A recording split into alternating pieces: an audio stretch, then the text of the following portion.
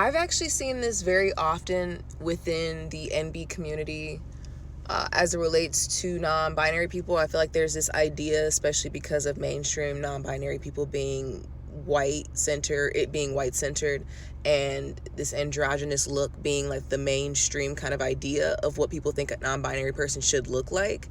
And first of all, it's so funny because I think in the same way that white people have this kind of way that they can step into a marginalized community and then become like the center of it without really kind of diving deep, people get away from the idea that non-binary isn't just a thing of like of being androgynous. It's more than that, especially as a black person. If you are black and non-binary, the system itself has treated you as such historically, whether we talk about slavery or even like now, where you literally have so many people online making it their entire content to teach black women how to be more feminine, right? Meaning that inherently people and don't see us as feminine, right? People don't see the black AFAB experience to be that of dainty or feminine or in the same way that they would see white women or white femininity. It's just not the same, right? A lot of the times black women are accused of being more masculine, accused of being more aggressive. It's really interesting a lot of the times when you see or you come across like queer people or gender nonconformists who are like, oh, you're not non-binary if you don't present a certain way, because historically black women especially have presented being alive has been non-binary.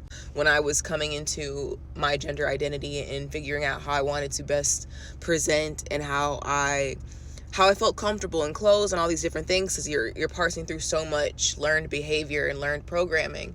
But then I realized after doing research into transness in the black community throughout historical with historical precedent, and just my own lived experience as a black person before I was even non-binary. I remember I've been misgendered multiple times just being in spaces near white queer people or whatever it was. I had been misgendered many a time, and it was like, okay, well, if this can happen and I don't even claim the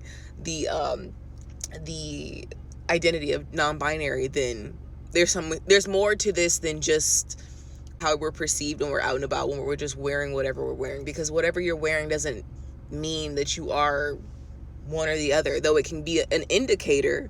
We see nowadays a lot of things that used to be indicators of community or certain things aesthetically aren't even that anymore. And I'm sorry this happened to you. That really sucks, and I know how that